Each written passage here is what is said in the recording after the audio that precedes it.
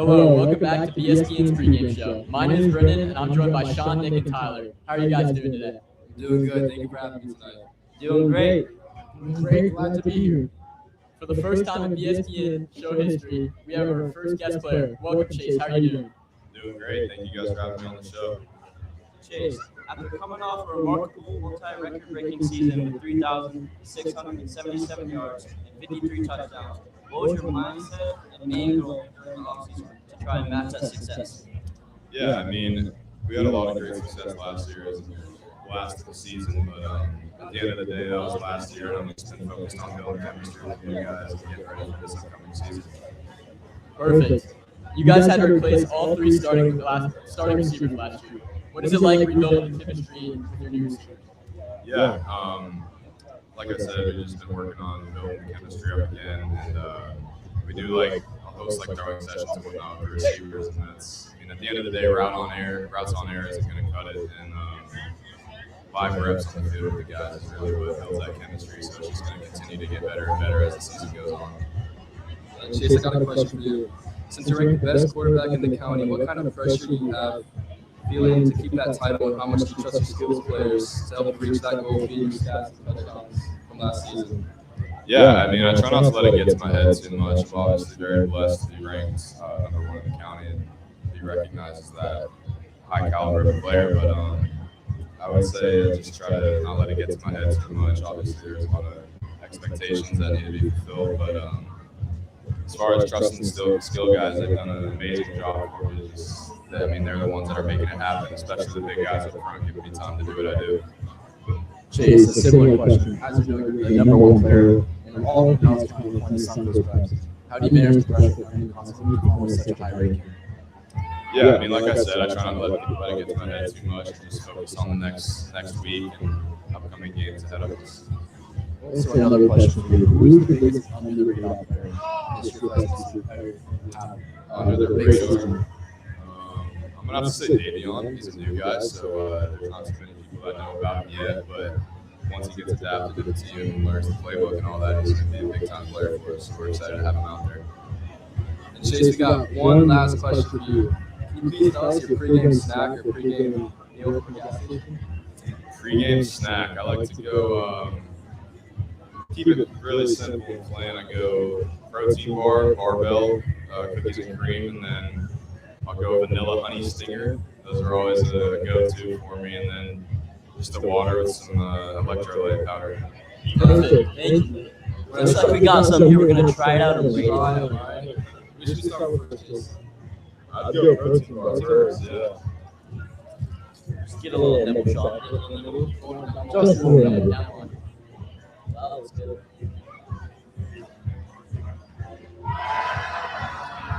Nibble chip. All right, yeah, I'm covered. Save the wings. Save the wings.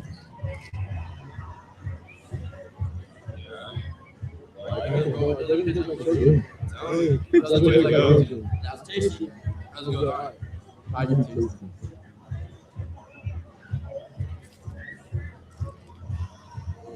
Now we got the honey stinger waffle.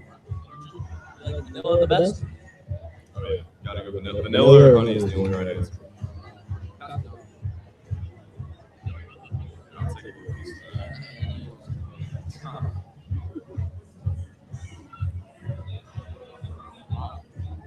All right, what do we got? First one's better, but it's not bad. It's good. I'm gonna go honey stinger, the energy waffle. That's my favorite. I'd have to go the barbell. I mean, that was perfect. That was delicious. Yeah, that's Do Do we have anything to wash it down? Oh, yeah. We got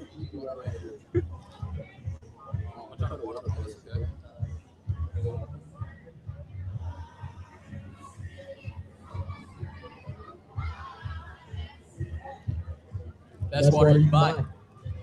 You can never go wrong. That's refreshing. Perfect. Yeah, thank you guys. I appreciate you. Good luck tonight. Thank you, man.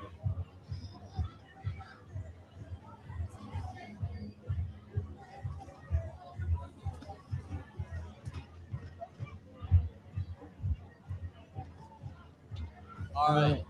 SPC is coming off a hard-fought loss to Jesuit in the preseason last week. What did you guys see out of the team during that game?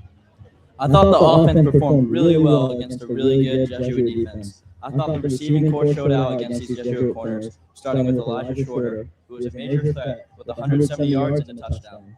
The running game showed flashes with Larry Christian III. What about that defense, Sean? Honestly, I think the defense played fantastic all night. Starting with the defense up front, leading with Chop against Jesuit. And then Tay, the new transfer from Canada, led the defense line along with Chop as well. I thought the secondary was really held up by BCO. Kendrick Candy was also over the field that night too.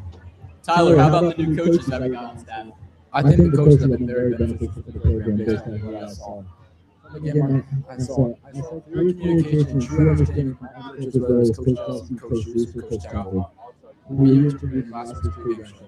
I have high hopes for coaching staff against Gibbs, and I will come out with a strong result. Now we got our next guest coming on. Mr. Blue Balls.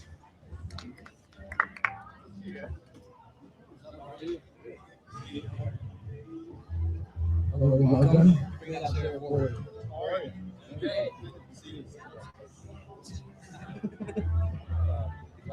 Classic Mr. B. Now we are happy to be joined by SPC President Mr. B. Mr. B, how are you doing today? Very well. Thanks for having me on. One question for you, Mr. B. How do you think the recent success in the Barron football team has raised the school spirit in the past 2 years? Well, I think anytime you're winning, it helps, and people get excited about the opportunity to cheer on their team. And anytime you're losing, it kind of brings down school spirit. So winning does the exact opposite. But really, the key right now is to sustain this level of excellence, and that's really what we're looking for this year. Is to continue to build on that. We have goals, obviously, some very lofty goals. We're winning a state championship. No team from Nellis County has ever won a state football championship, so we'd like to be the first. And I know that that's ultimately our goal, but really at the end of the day, it's just about keeping it going, making sure that everything that we're building each year getting a little better, and building that culture of excellence. I like that. Mr. B, I have a question for you as well. How do you feel that our football team is now building into a powerhouse in the past season and now this season? I think, we have a very difficult schedule this year, which is a result of being better. People are less likely to play you. They'll choose not to play you because they know the results. But I think we have an opportunity to prove that we're a real powerhouse this year with our schedule. We come out with a winning record, it's going to be quite impressive. And I really feel like we're probably, the loss to Jesuit was tough, but they're a very good football team, long history and tradition of winning. And really, we had them get a chance to tie at the end, and absent some, just some miscues and a couple opportunities that we missed hitting on. We're right there. We maybe win the game. So I think really, when you talk about powerhouse, I think you can do that over time, sustain that over time. It's not just built in 1 year. And I really believe that with our schedule this year, we have an opportunity to prove that we're for real. And we're not just playing a soft schedule and getting into the playoffs and winning 2 and losing 1. So we want the big boys to stay. For sure. And how does a successful football program bring out our community together in and out of school? Well, I think obviously you see the effect of the student population. Everybody gets excited about it. Everyone is riled up. But I think most importantly, it brings out our alumni. When we looked at last year, especially as the season went on, our alums really started showing up. Last game, we didn't win. We didn't come on the right side of that ledger, but we had a ton of alumni here, just celebrating what we do as a school, and their time of year, remembering their time of year, maybe the times when they had winning football programs at the school. And so I think that's probably the biggest effect in our community is seeing the visitors, the alumni come back. That CCC game is going to be jam-packed. I mean, we're going to have so many alumni here, as they are as well. We're talking about hiring professional parking attendants. I mean, it's going to be crazy. So that will be just a monster game, and a lot of people in attendance. So yeah, we're excited for that opportunity. With the growth of our ESPN sports program, how do you think that'll make us to other high school and social media? Well, I mean, we're lucky to have Shields here, certainly. He's a true gift to our school. As an alum coming back, that's always something we love to celebrate. That he wants to come back here and serve the American community. That's a true testament to his character, but also to what he learned here at school. And I think bringing in expertise. You look at some of our students, several of our students left here last year, graduated, and are going into broadcasting and communications. And I think that's the natural effect of the program. And yes, it's unique. Really, what we have is very unique. Having his background, his expertise, and then having students who are passionate about it, want to learn and love sports, makes it a great fit. You guys doing this is great. I love this game day atmosphere. It's really special and really unique in the county. It sets us apart. And then, in your eyes, what does a successful football season look like outside of the final scoreboard at the end of the game? I mean, I think a successful season is we play well in the sense like, yes, winning is important and we want to win, but that we do it with class and dignity, that we go out and compete well, that we treat our opponents well, that we act like Catholics, like good Christians, and then around the field, that we are representing the name on the front of the jersey, most importantly, and making sure that we're always upholding that level of dignity and the rest will take care of itself. Our ability, our coaching, we have top notch, everybody's great. So that'll take care of itself. I want to hold our head high and know that we represent our community very well. And hopefully win the state championship in the process. All right, moving away from sports for a little bit. SPC had the highest AP scores in our school's history last year. What is the process that went into acquiring these scores and hopefully maintaining them for this year? Well, a lot goes into that. I mean, when we started here, one of the things we wanted to concentrate on was a successful program that could be our lead academic program. And originally, if you remember, I guess I don't remember from here, but we started with we were IB, pre-IB program, and we thought maybe that's where I want to go. What we found from our families was they weren't interested in that as much. They wanted to diversify their experience here a little bit, whether that's athletics, the arts, whatever they were interested in. So what we did was we looked at the AP capstone because that's what our college council for talents was a distinguishing program. So we poured a lot of effort, a lot of money, time into professional development for our teachers, into really sharing with our students those very clear expectations for those college level courses, and partnering with our parents to make sure that we had that support to make that successful. Mrs. Hudson's leadership in that area has been truly incredible. Mrs. Krieger is a national expert in AP capstone. We're blessed with this amazing resource staff and expertise that is mobilized here at St. Catholic. And our students are incredibly bright and work hard and dedicate themselves to their studies. And the results are record-breaking. So, I mean, highest in the Tampa Bay area. 91% of our youth, I'd like to look at the whole state, see where we're at. So, but 91% is just unbelievable. And really, the number of 4s and 5s we have are also unbelievable. I mean, break down that data even further, and the 4s and 5s are off the charts. So we weren't just getting 3s and passing. We were getting a lot of 4s and 5s in 100% classes. We had 7 classes that were 100%. Success rate. So that's amazing. And a testament to just that really partnership and collaborative effort of students, staff, faculty, and parents. Fantastic. What do you hope the football players take out of this program off of the chart?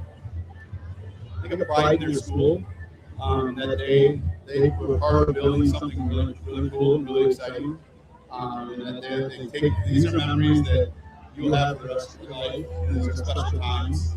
I mean, I played high school football, but I didn't get a chance to play collegiately. And so, just that opportunity to walk off the field, you're held high, and knowing that you gave everything you could to the effort, and just remembering the special time and the bond you had with your teammates, and the excitement you brought to the school community, it's really a special time and something that I hope they'll take with them. After some of our senior players are very pushing their favorite chase pro graduate, what do you think that the plan for this team will help them bring from knowledge what it means to play for a successful football program at the Boston University? I mean, I think it prepares them just learning, discipline in the system. Certainly, Coach Jackson plays a very modern, very wide open offense and defense. I think we're doing things that college are doing, and I think that prepares them. Not only just the development here as students, at St. Petersburg Catholic High School, from a Catholic perspective, and Christian perspective, but also just again, they're playing complex systems that are making them ready to play at a collegiate level. Thank you so much for joining us. All right, thank you. It's a pleasure. Thank you guys. God bless.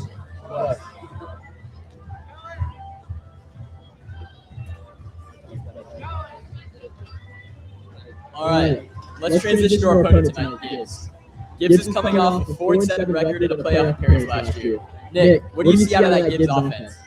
Gibbs' offense last year was a run-first team. They averaged just 117 yards passing yards per game to 193 yards per game. The return, they were starting QB from last year, Jordan Calvin. Calvin last year threw for 1,113 yards and 8 touchdowns and 10 interceptions. He also added 408 yards and 3 touchdowns on the ground. One threat the offense has to look out for is the senior Stephen Alexis. He's coming off his best high school season in the backfield, rushing for 1,113 yards with just 124 carries, averaging 9 yards per rush. He scored a total of 9 touchdowns in 11 games. Perfect. Tyler, what about the receiving corps? There are so many threats from Gibbs. That team with wide receiver Trevon Davis returning as a primary player right after all the catches as a sophomore. Also, senior running back Stephen Alexis, as Nick mentioned before, also returns to the offense after his work as an explosive pass catching threat out of the backfield alongside wide receiver Maurice Robinson. Additionally, senior Kamara Nicholas and junior Keon Brown return to the team's primary roles in receiving corps, which gives Jordan Calvin an experienced receiver to give current campaign. Sean, what about the defense? So Gibbs lost 3 of their tacklers from last season. Zaire McKinnon, the top returning player with 29 tackles his junior year. Staying at 6'4", 295 pounds, the defensive tackles for 52 and is someone to look out for against our offensive line. The senior captain, Joe Delgado, is a returning player as well, who is a secondary player to watch out for also on the defense. All right, perfect. As we transition to the game today, who do you think will have a big performance? I'll start with you, Tyler. I think someone who have a big performance is Chalk. Maybe because he had a strong voice on last St. Louis Jesuit, but also because he's a tough president of the defense. He also made it tough on the Jesuit offense, which helped make the game close for SPC. Micio Robinson is also a standout corner this week for the Hornets. Someone that is going to have also a pretty big game. I would definitely say the player to watch for the day is Chase Burrell. Last season, his success was unmatched by any player in the entire county. Chase always finds a way to find the receiver's hands, especially after coming into the season with 3 brand new receivers. I have no doubt his success from last year will carry on to this coming season. Number 15, Robert Zotto, is also on the radar, sitting at the starting tight end for this season. After last season, he conducted 156 yards and 4 touchdowns as a backup tight end. This season, he is really someone to look out for since he's a big part of the offense this season. In the spring game, he looked very impressive before his injury, and he's taken that fuel to be playing in the big game. His size at 6'3", 210 pounds makes him a great player at blocking, and his speed is also remarkable. Now the guy I'm looking out for is Pritchett. He had over 100 yards and a touchdown last game versus Jesuit. He's looking to continue his performance tonight. All right, now it's time for the game predictions. Sean, who's going to win and what will the score be? Obviously, SPC is going to win. Score prediction? Gotta give Gibbs like maybe a touchdown, but we're going 48-0. 48-0, I'm locking that in. Maybe more. Maybe I'll add a touchdown. But Gibbs isn't scoring anything. All right, perfect. Tyler, what about you? I think SPC is going to win, obviously, but the score prediction, that's pretty tough, but I think it will be 36-14. All right, now Nick. I'm not going to lie, these Barons got it tonight, 67-0. Let's go, Barons! Thank you guys for watching, and make sure you tune in to our live stream at 7 p.m. Make sure you guys leave a like, and we'll see you next time. Let's go, Barons. Let's go, Barons. Let's go, Barons!